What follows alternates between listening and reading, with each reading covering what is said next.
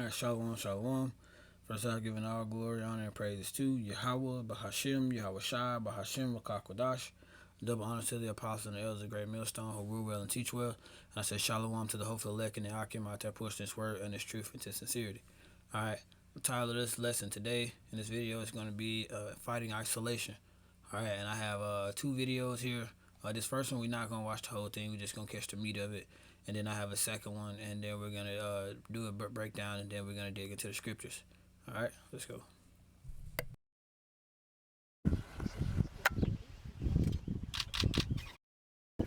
Final copy. As soon as they start snorting, the buffaloes will know something is wrong.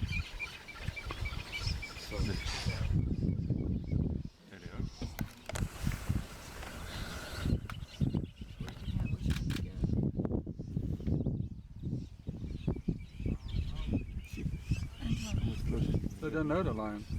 They don't know he's there. You can't see him because he's lying flat. Are you serious? They don't know Jesus.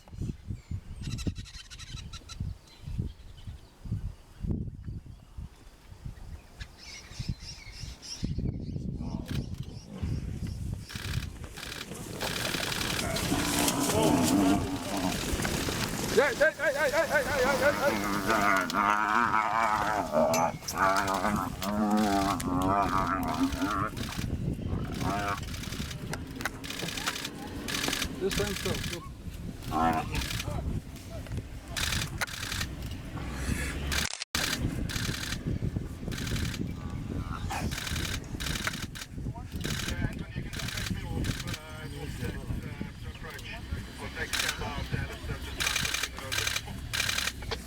Okay, copy. Make your way, Daniel. And Gala has got Larry now.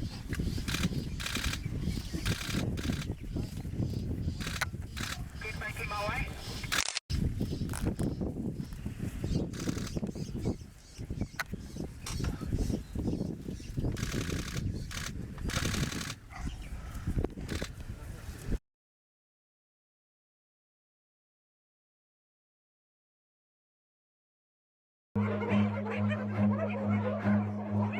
Run.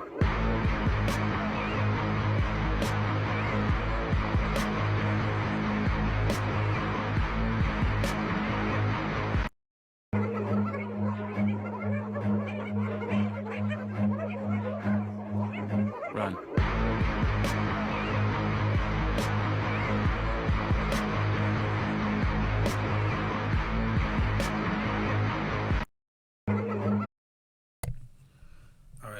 All right. So in this first video here,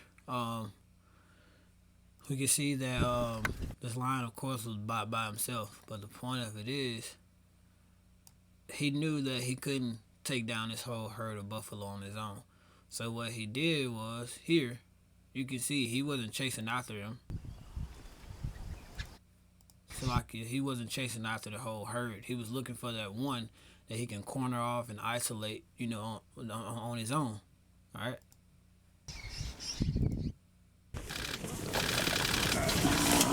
You can see it right here coming up.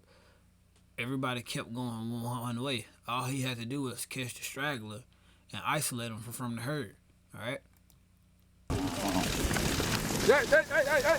And there you go. You see how he cut him off?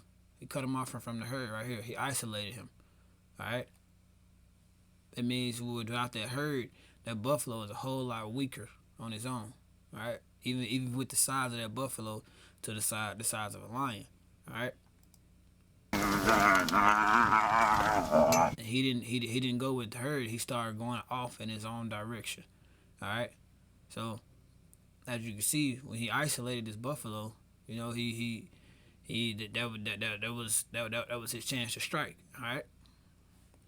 This video here, this lion is here was getting attacked by a herd of hyenas. All right. One hyena, no, they cannot take down a lion. All right. But this herd, you know, they could take down a lion. But the point here is, this lioness was weak on its own. You know, she was out. She was out by herself. But as you can see, when when the herd came, when the rest of them came, no matter how many hyenas it were to the lions, they knew that together these lions are a lot stronger. All right. So as you can see there, look at all these hyenas. They piling up on just one. All right. Run. Now you're about to see here when the rest of the lions come to aid this lioness, they became a lot stronger. All right, and no matter how many hyenas it was, they knew that they could not. These lions, the spirit of a lion is out of this world compared to the spirit of a hyena.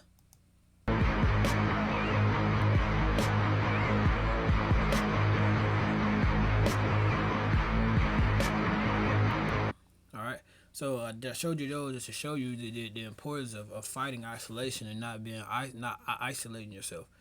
All right. So without further ado, let's dig into some scriptures. I got about three or four quick ones, and then we're gonna close out really quick. Let's look up our isolation.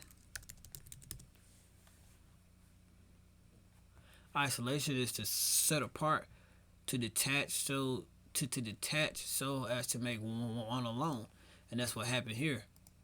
He made this buffalo alone, all right, from the herd, all right.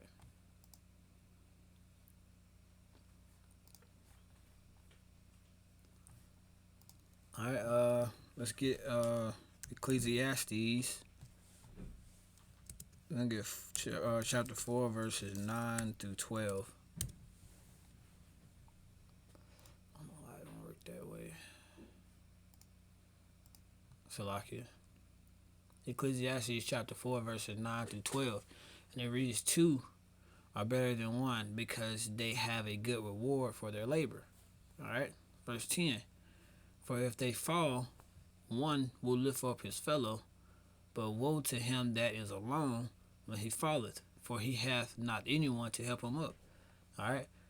Verse 11. Again, if 2 lie together, then they have heat. But how can one be warm alone? In verse 12, if one prevail against him, 2 shall withstand him, and a threefold cord is not quickly broken. All right. So the point here is in verse 9, 2 is better than 1 because their labor have good. So like it because they have good labor for their reward. They can get more done. You have 4 sets of hands instead of 2. All right. So like you have 2 sets of hands instead of 1. All right, in verse 10, it says, if you fall, one shall lift his fellow up, but woe unto him that is alone. When you fall, nobody's there to help you. Nobody can be there to lift you up. Everybody wants to have that lone wolf spirit, that they can do it on their own, but you're going to need someone. All right? Verse 11, again, if 2 lie together, then they have heat, but how can one be warm alone? All right? That's just common sense. In verse 12, if one prevail against him, 2 shall withstand. And the point here is a threefold cord is not quickly broken. All right, if you get one stick and you try to break it, it's probably gonna snap pretty quick. But the more and more you add, the harder it's gonna be to bend it, and the much harder it's gonna be to break it. All right, let's grab another scripture. Proverbs 27. We're gonna go 5 through 6. Proverbs 27, verses 5 through 6. Open rebuke is better than secret love. Faithful are the wounds of a friend, but kisses of an enemy are deceitful. All right, and that point here is, I'm pretty sure here in this video, those lions told their lions, now you knew you weren't supposed to be out there by yourself. All right, we glad we was there to help you, but you knew damn well you weren't supposed to be doing that.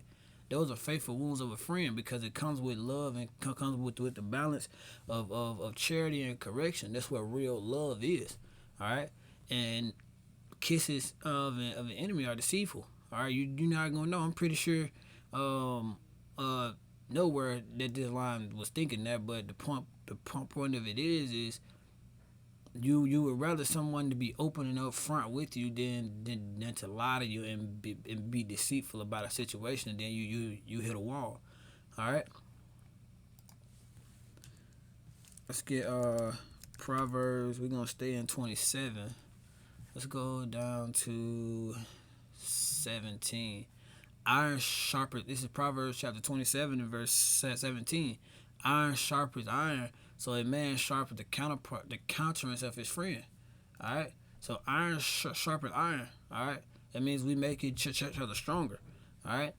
And so a man sharpens the countenance of his friend. All right. This is in the NLT. Iron sharpens iron, so a friend sharpens a friend. All right. It's NIV. Iron sharpens iron, so one person sharpens another. All right. Those of us in like-minded, Akim, you few awkward out there, and amongst yourselves and the Akim amongst ourselves, when we're out preaching and teaching, you know, behind the scenes, we make each other stronger. We're teaching each other. We're molding each other. We are, you know, building each other up. We're providing that comfort through the spirit of YAHAWASHI. All right. I got one more, and then we're gonna close it out. Let me see if it let me pull it up like this. 1 Thessalonians 5 and 11. Oh, it don't for some reason.